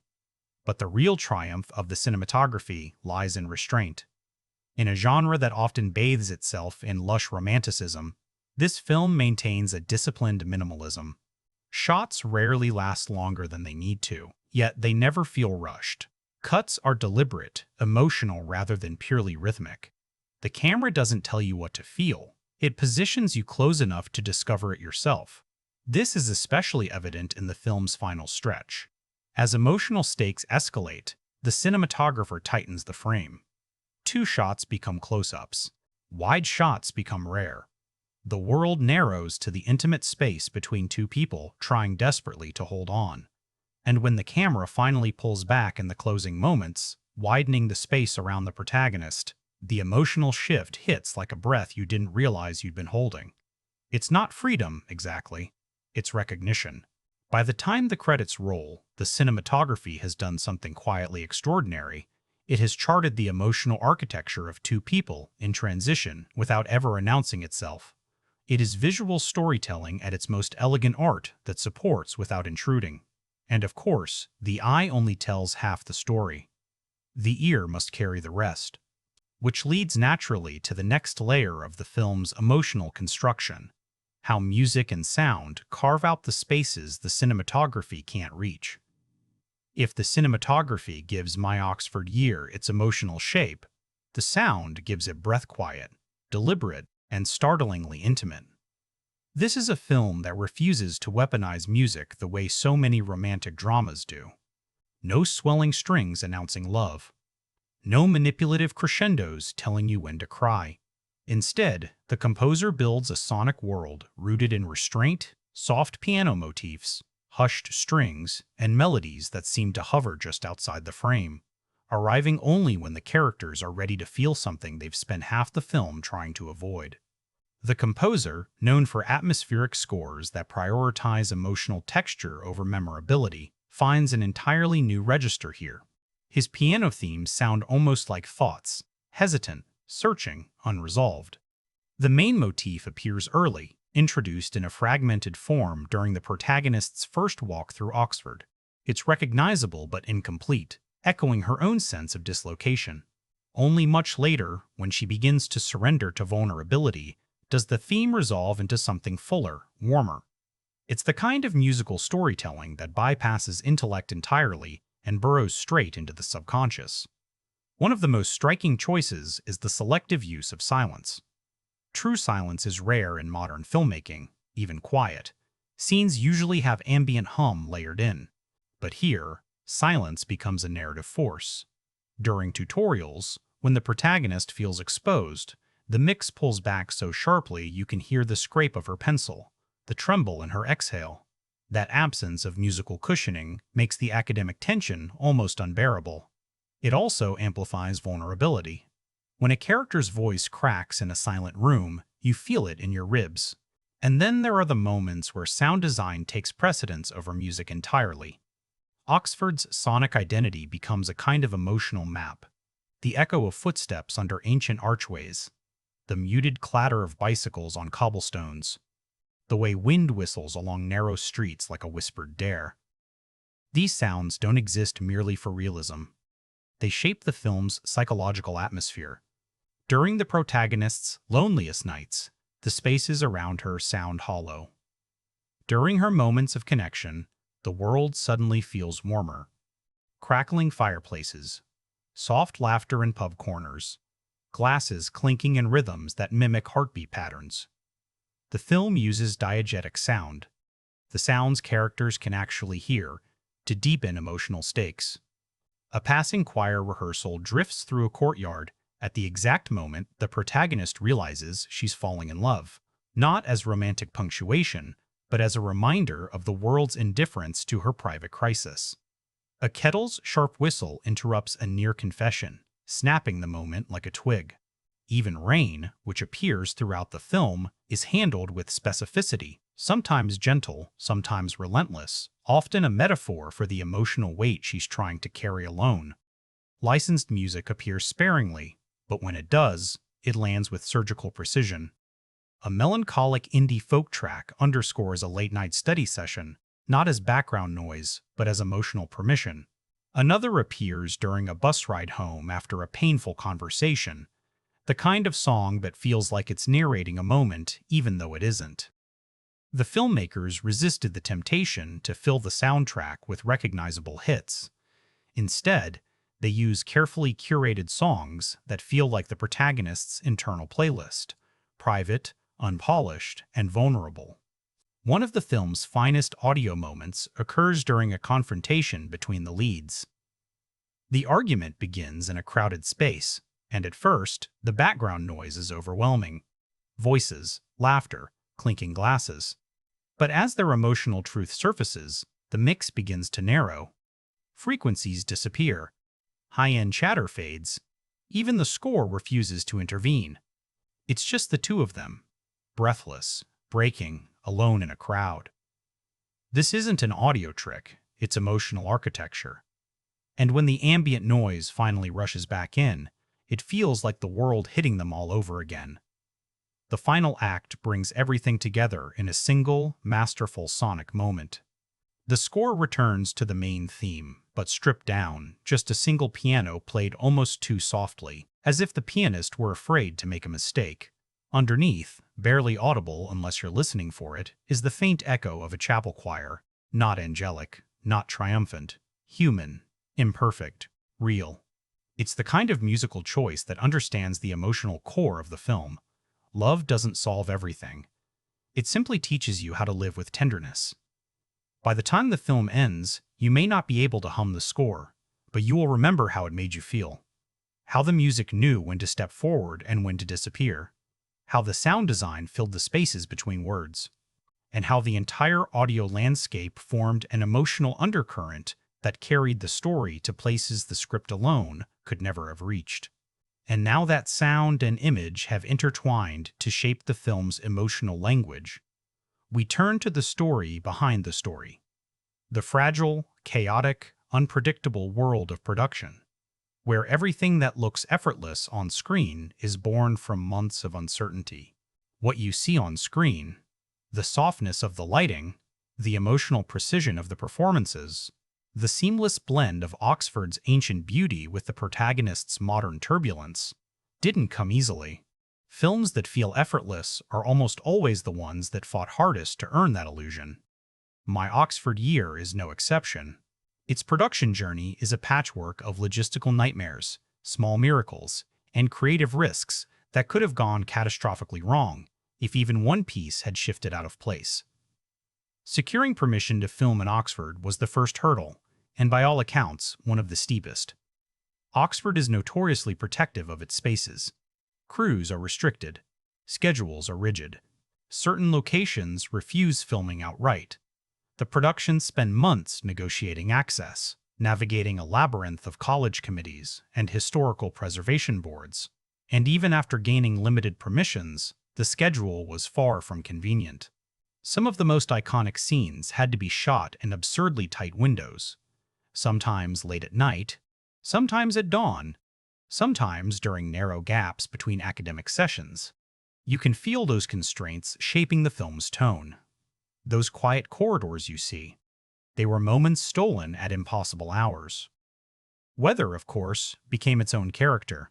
Oxford's skies are unpredictable on the best of days, but during the shoot they turned mercurial. Sunshine collapsed into rain with no warning. Winds howled across courtyards that were supposed to feel serene. And instead of fighting these complications, the director embraced them. A scene initially designed as an upbeat, banter-heavy walk across campus transformed into a melancholy, rain-soaked confession when a sudden storm rolled in. The crew scrambled to protect equipment. The actors shivered between takes, but the footage crackles with a rawness that no storyboard could have planned. That's the production in a nutshell. Chaos turned into emotional authenticity. The intimacy on screen came at a cost. The director insisted on rehearsals not in sterile studios, but in real Oxford spaces, libraries, gardens, common rooms, to let the actors absorb the architecture the way their characters would.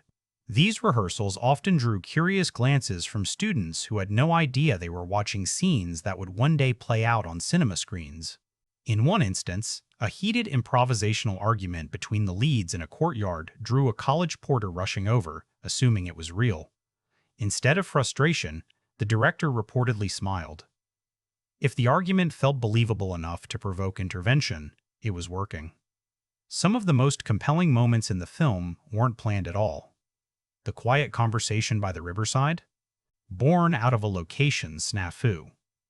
The crew was forced to abandon the nearby interior set due to an unexpected electrical failure, so the director pivoted, pulling the actors outside with almost no prep. She told them to walk, talk, and forget the camera existed. The result is one of the film's most emotionally transparent scenes, a testament to improvisation meeting opportunity. Similarly, a shot of the protagonist watching rowers glide across the water happened because the rowers, mid-practice, refused to stop for filming. Instead of restarting the take, the director whispered, "Use it." And she did. Technical breakdowns became strange creative gifts as well. During a crucial tutorial scene, a lighting rig malfunctioned, plunging half the room into shadow. Instead of resetting, the cinematographer pointed out how the darkness actually deepened the emotional tension, which was exactly what the scene needed. The director agreed. They kept shooting. That half-lit frame eventually became one of the most analyzed shots in the film, a perfect example of how production accidents can evolve into signature cinematic moments. Behind the camera, the atmosphere was remarkably collaborative for a project so logistically demanding. Actors and crew routinely described the set as unusually quiet, not tense, just intentional. The director avoided barking orders. Instead, she spoke in low tones, controlled, almost meditative. She wanted the emotional atmosphere of the film to permeate the set itself. And it did. Even the extras commented on it.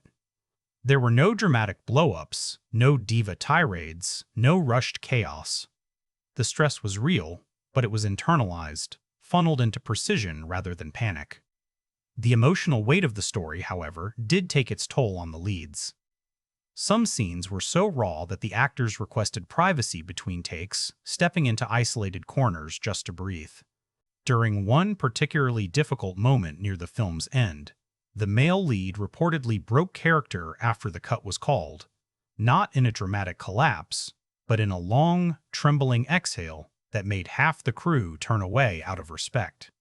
It's a strange thing to witness people offering themselves up emotionally, knowing the performance will last forever, while their private process evaporates the moment cameras stop. The production honored that vulnerability. Physical demands added their own layer of challenge. Several scenes required the actors to walk for long stretches through Oxford's uneven terrain, which is harder than it looks when you're hitting emotional beats with every step. One take ran nearly 10 minutes without a break, an eternity in filmmaking terms, because the director wanted uninterrupted momentum. The sound team held their breath. The camera operator's muscles shook. The actors kept going. When the director finally cut, the courtyard was so silent it felt like time had paused. That shot made the final cut. And yet, for all the challenges, the production found moments of levity. The cast developed a ritual of gathering at the same pub every Friday night, where they would decompress, laugh, and occasionally rewrite lines on napkins, some of which became part of the final script. Late in the shoot, the crew surprised the director with a handmade Oxford survival kit, tea bags, wool socks, a miniature umbrella, and a notebook engraved with her initials. She cried when she opened it. Not dramatically, just softly, the way someone does when they realize the story they're shepherding has touched the people helping to tell it. Looking back at the journey, what stands out isn't the struggle. It's how the struggle shaped the art. Production limitations didn't constrain the film, they refined it. And when the dust settled, what emerged was a final cut that feels lived, breathed, weathered, and deeply human. Up next comes the part where reality meets art, what the film's release meant financially, and how audiences responded to it at the box office. Romantic dramas rarely enter the marketplace with the same expectations as blockbusters. Yet, My Oxford Year arrived with a quiet buzz that hinted at something unusual. It wasn't positioned as a tentpole release, nor did the studio chase a massive marketing blitz. Instead, they opted for a strategic, confidence-driven rollout limited festival screenings, targeted social campaigns, and a theatrical release calibrated for emotional resonance rather than mass spectacle. It's a gamble that can backfire if the film doesn't deliver, but here, the strategy worked with a precision that felt almost poetic. Opening weekend numbers came in modestly but strong. Exact figures aside, the performance exceeded internal projections for a romantic drama launching without major franchise backing. The key metric wasn't raw dollars, it was stability. Most films in this genre see a sharp drop-off after the first weekend. This one didn't. Attendance held.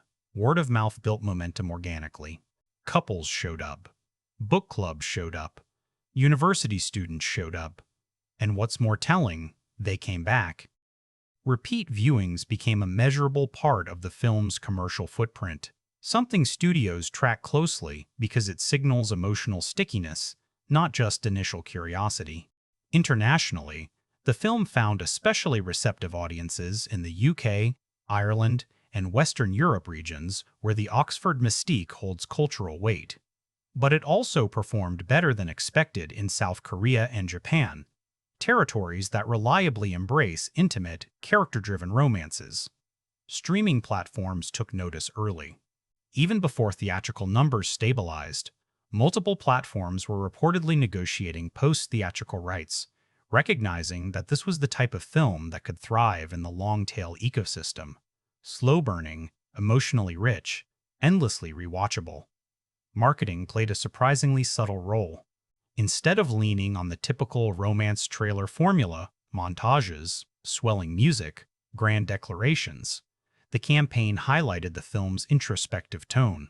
Shots of libraries, quiet walks, lingering glances. The marketing team understood the core truth. This is a film for people who want to feel something real, not be swept into fantasy. And those viewers showed up because they recognized the difference instantly. Social media engagement surged not around big trailer moments, but around small clips. The kind of scenes where two characters simply sit with a feeling that neither knows how to name yet. The commercial life of the film also benefited from perfect timing. Released at a moment when audiences were craving grounded emotional storytelling, it positioned itself as an antidote to franchise fatigue. No explosions, no multiverses, no CGI-laden finales. Just human beings trying to figure out who they really are when life doesn't go according to plan. And in a market oversaturated with spectacle, that quietness became an advantage. Films that whisper often speak loudest in retrospect. Merchandise wasn't a major priority for the studio, but certain items, journals with quotes from the film, replica college scarves, even mugs modeled after the protagonist's chipped favorite, sold out within weeks.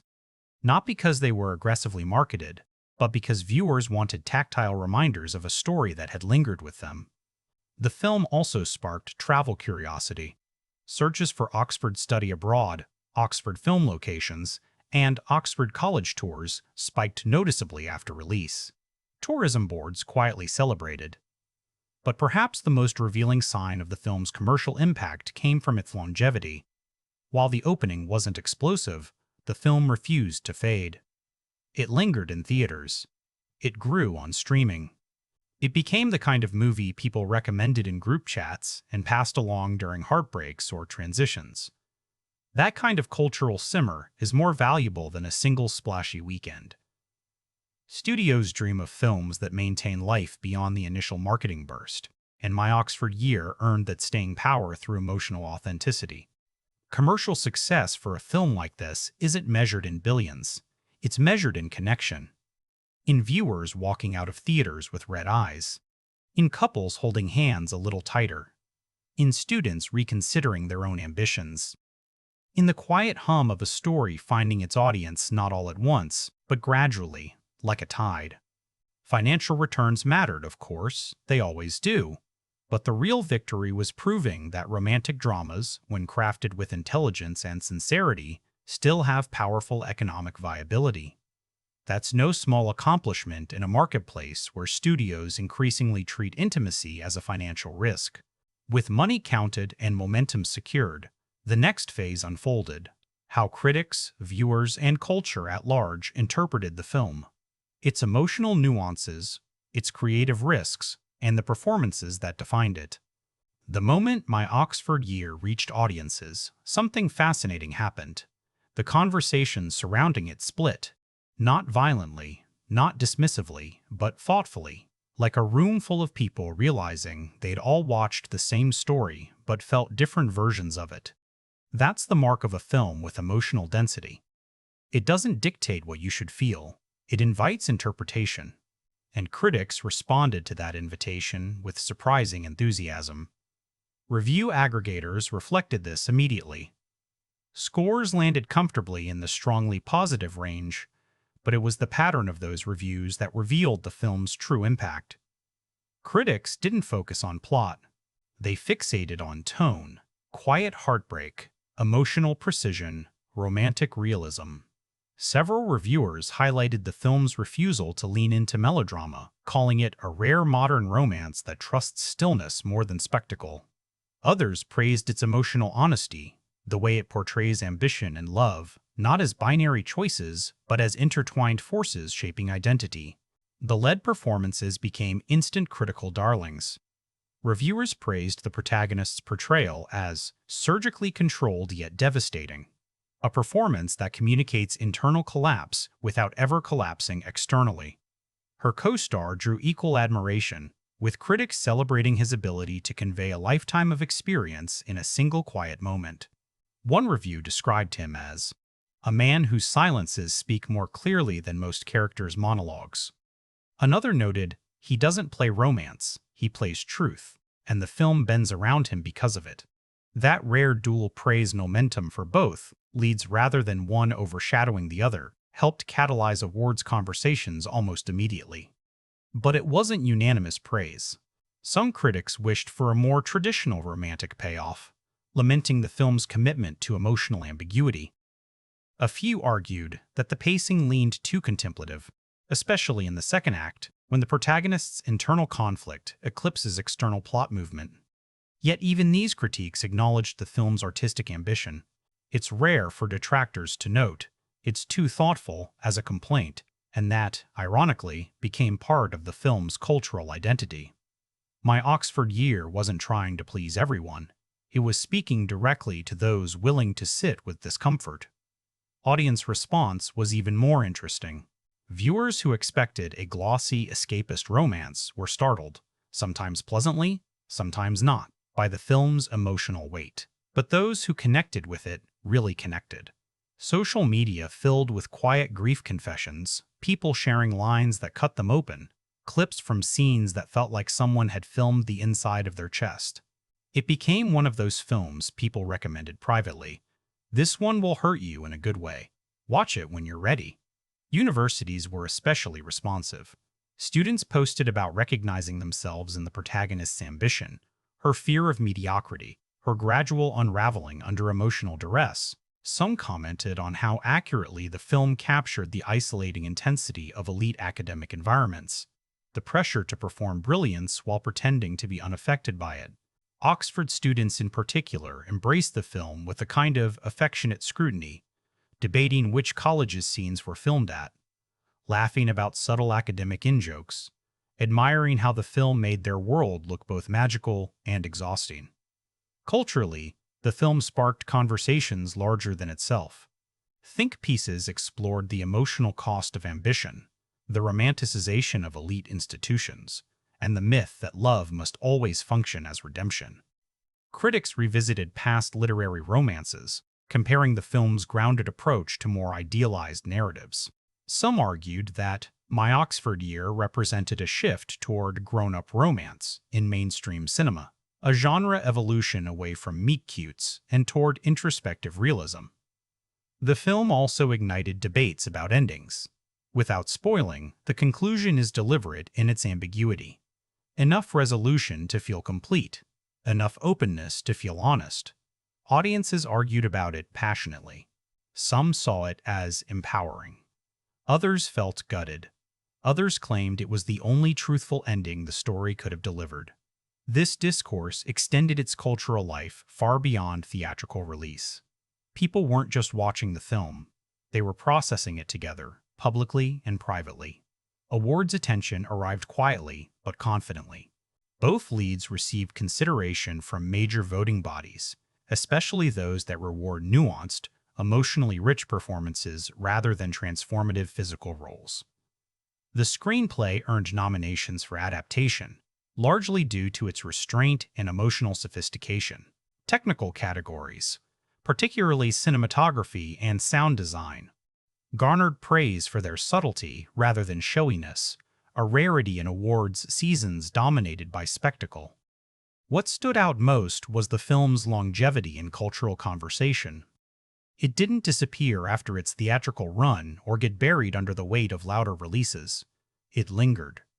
It resurfaced in relationship forums, academic discussions, and quiet corners of the internet where people dissect films not as entertainment, but as emotional texts.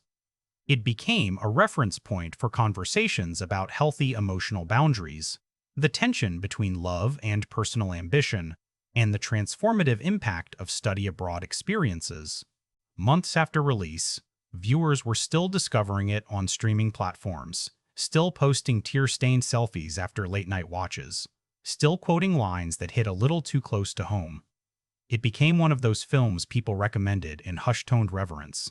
This one changed me. Not dramatically, not loudly, but deeply. And now, with the cultural and critical landscape fully drawn, we move into the final realm, the part where the story transcends itself. The place where craft meets philosophy, where emotion becomes interpretation, where the film's meaning settles into something lasting. What remains is the question at the heart of any film analysis. What does My Oxford Year ultimately say, and what legacy does it leave behind? The emotional residue My Oxford Year leaves behind doesn't fade quickly. It lingers, softly, insistently, because at its core, this isn't a story about romance so much as it is a story about transformation, and the uncomfortable truth that transformation rarely arrives gently. When you peel back the gorgeous cinematography, the delicate score, the carefully constructed performances, what remains is a film wrestling with three major themes: ambition, intimacy, and the terrifying possibility that the person you become may not be the person you plan to be. The film's exploration of ambition is its most piercing achievement. The protagonist doesn't chase success for vanity. She chases it because it's the scaffolding that has held her identity together for years. Oxford, for her, isn't a dream, it's a test. A place to prove she's worthy of the future she spent her entire life constructing. But the film quietly undermines that narrative. It suggests that ambition built on fear, fear of disappointing others, fear of becoming ordinary, fear of slowing down long enough to feel, is brittle. She walks into Oxford certain of who she is, and walks out, reshaped not by romance, but by truth. The film is brave enough to show that sometimes the hardest part of ambition is admitting it may no longer fit the life you want. And then there's intimacy. Not the cinematic version, but the real one. The kind where closeness feels like risk. The male lead embodies this theme more than any other character. His emotional restraint isn't coldness, it's self-protection, crafted through experience, loss, and the knowledge that loving someone deeply can rearrange your entire world in ways you don't always get to control. When he finally lets himself be seen, it's not a swoon moment, it's an act of courage. Their romance isn't built on perfect compatibility, it's built on the vulnerability of two people who are terrified of the exact same thing, that letting someone in will break them open. The film argues that intimacy isn't salvation, it's surrender. And surrender demands a price. The third theme. The inevitability of change threads through every frame. Oxford becomes the film's metaphorical crucible, beautiful, historic, ancient, but also challenging, isolating, and emotionally unforgiving. The protagonist's transformation isn't linear. She grows, she retreats, she panics, she softens. Change doesn't arc upward, it spirals. And the film honors that complexity.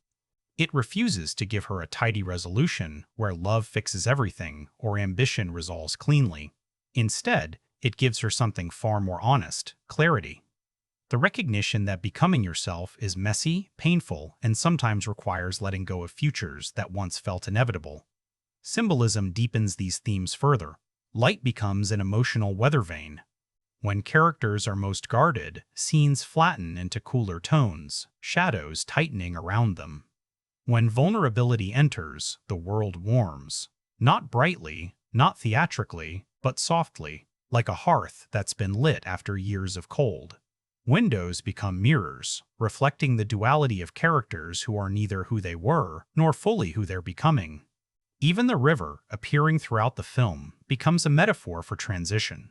Always moving, never repeating, carrying away pieces of the people who walk beside it. Philosophically, the film asks a painful question. What do we owe ourselves, and what do we owe the people we love? Its answer is complicated because the film refuses to treat love as a cure or ambition as a flaw. It recognizes the cost of choosing either.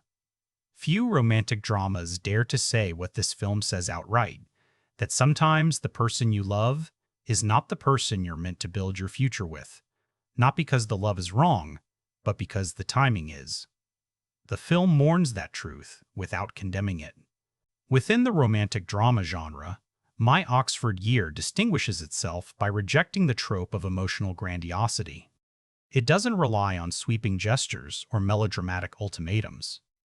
Its power lies in moments small enough to miss if you aren't paying attention. A tremble in a voice, a pause too long, a hand hesitating before reaching across a table. This restraint is exactly why it feels modern. It doesn't romanticize sacrifice, it examines it. It doesn't treat love as destiny, it treats it as choice. And choices, the film reminds us, often come with consequences that linger long after final frames fade. As for its legacy, it occupies an unusual and refreshing space. This is the kind of film that will be recommended quietly, intimately, shared between friends going through major life upheavals, whispered to someone standing on the edge of a difficult decision, offered to people who need a story that sees their fear and doesn't judge it. It will likely enter the canon of contemporary romantic dramas that treat their characters not as fantasies, but as adults with interior lives too big to be simplified. The leads will likely carry these performances with them for years. The film may not define their careers, but it will be a reference point. The performance where critics started using words like career-defining and emotionally surgical. For the director, it marks a maturation, a synthesis of everything she's been building toward: emotional honesty, quiet storytelling, character-first filmmaking. But its deepest legacy might be something even simpler. It gives viewers permission to feel conflicted, to pursue ambition without apology, to love without guarantees, to break without shame, to choose a path that doesn't look like the one you mapped when you were 18. Not many films manage to be both a love story and an invitation to self-reflection. This one does. So, what's the final verdict? My Oxford Year is a romantic drama that refuses to behave like one. It is gentler, sharper, quieter, and braver than its genre typically allows. It doesn't hand you catharsis, it asks you to earn it. It doesn't promise that love conquers all. It suggests something more meaningful, that becoming yourself is the most profound love story you will ever live.